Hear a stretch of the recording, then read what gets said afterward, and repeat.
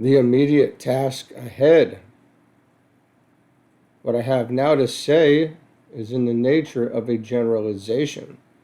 I would like to indicate, as far as possible, asking you to remember that all generalizations are basically sound but erroneous in detail. The point where humanity stands in relation to the ANTAHKARANA. It might be said that the whole goal of normal evolution is to bring humanity to the point where a direct line of contact is established between the personality and the spiritual triad via the soul, or rather through the medium of using the soul consciousness to achieve this awareness. This is consummated at the time of the third initiation. We will now, for a minute, consider the monad.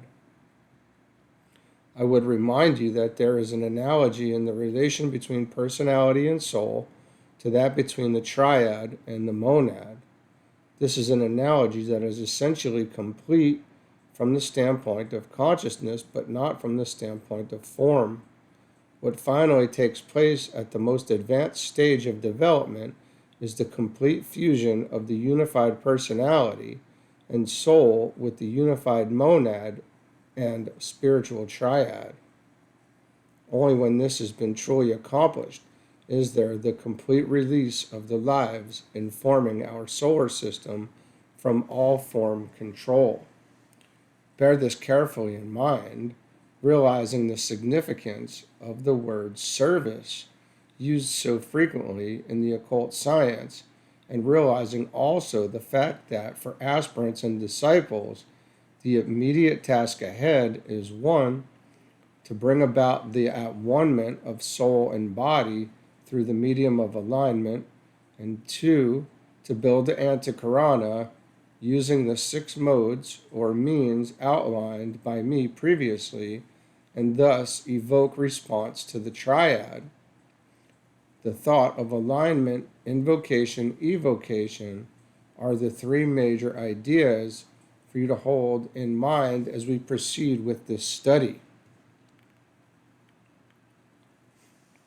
The reason that I am giving out what was earlier regarded as some of the preparatory work prior to the third initiation is due to the fact that the race is now at the point of development which warrants complete change in the approach to divinity as taught by the hierarchy.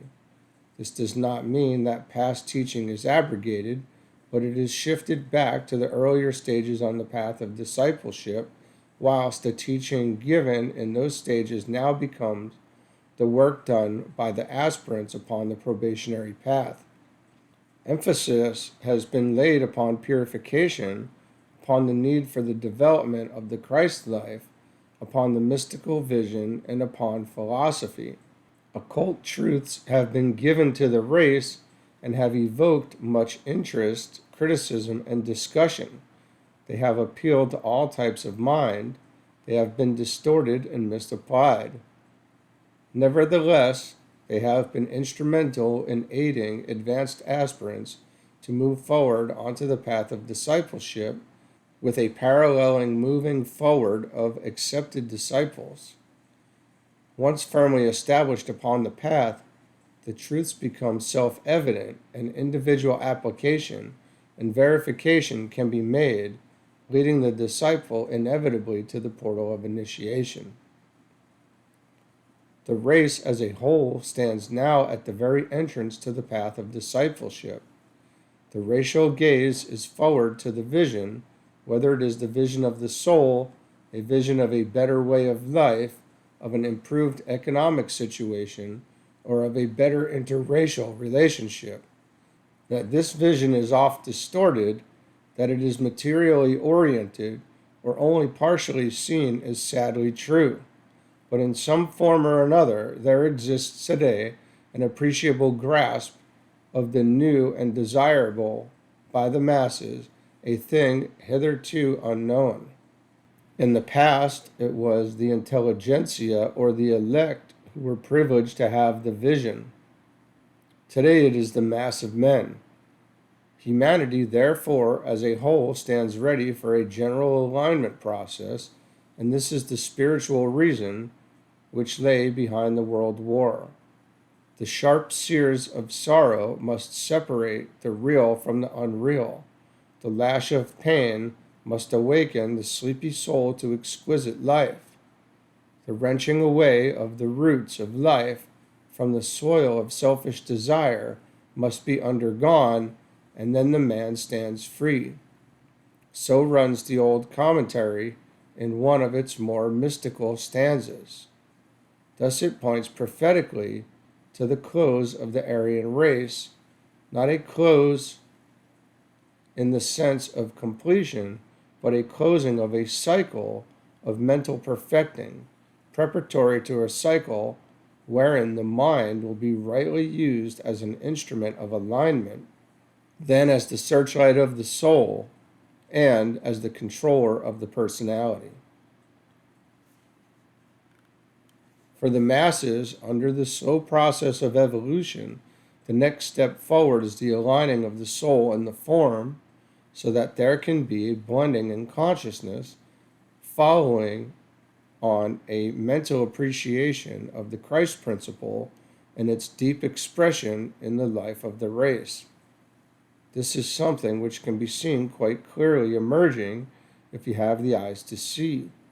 It is evident in the universal interest in goodwill, leading eventually to peace. This desire for peace may be based on individual or national selfishness, or upon a true desire to see a happier world wherein man can lead a fuller spiritual life and base his efforts on truer values. It can be seen in all the planning which is going on for a new world order based on human liberty, belief in human rights, and right human relations.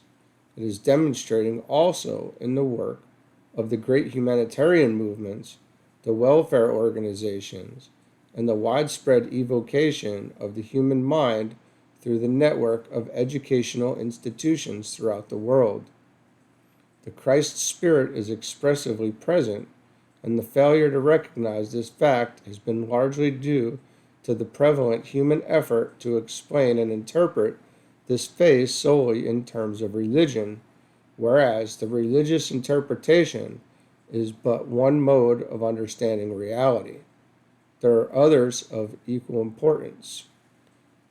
All the great avenues of approach to reality are spiritual in nature and interpretive of divine purpose, and whether the religious Christian speaks of the kingdom of God, or the humanitarian emphasizes the brotherhood of man, or the leaders against evil head the fight for the New World Order, or for the Four Freedoms, or the Atlantic Charter, they all express the emergence of the love of God in its form of the Spirit of Christ. Humanity in the mass has therefore reached a point of emergence from darkness.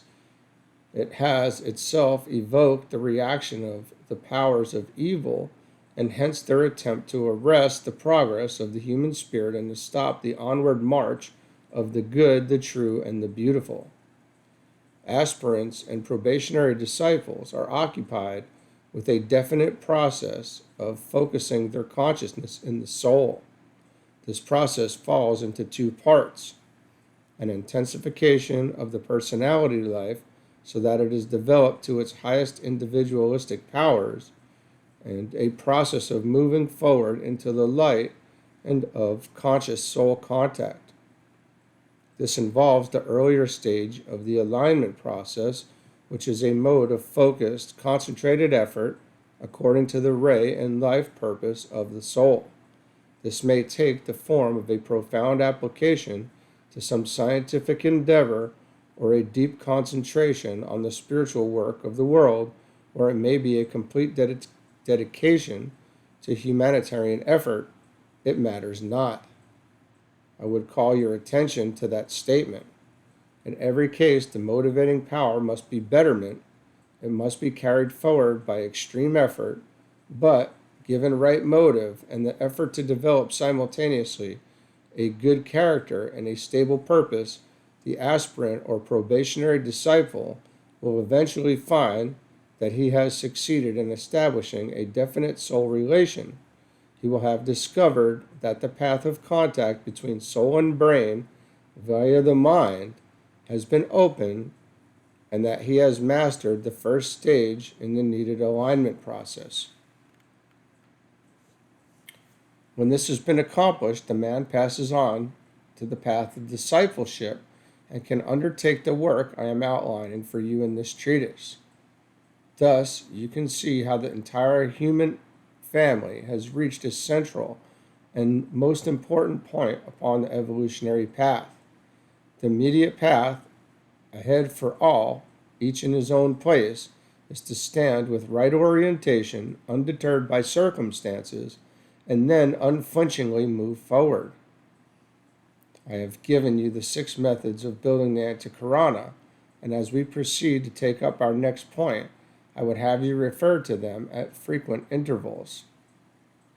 The ray methods with which we shall be concerned are the methods uniquely possible on the 7 major lines of emanatory energy, which differing ray types will bring to bear on these 6 stages of the building process.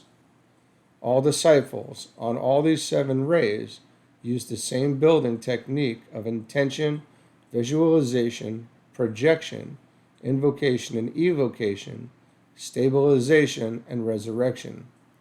Of these, the first 2 are uniform in technique for all the rays, but when the stage of projection is reached, then the ray techniques begin to differ, and it is these techniques or methods of ray work, coupled with the 7 words of power, which we shall now proceed to consider. Okay, we're going to leave it there for today, and then we'll pick up again tomorrow. See ya.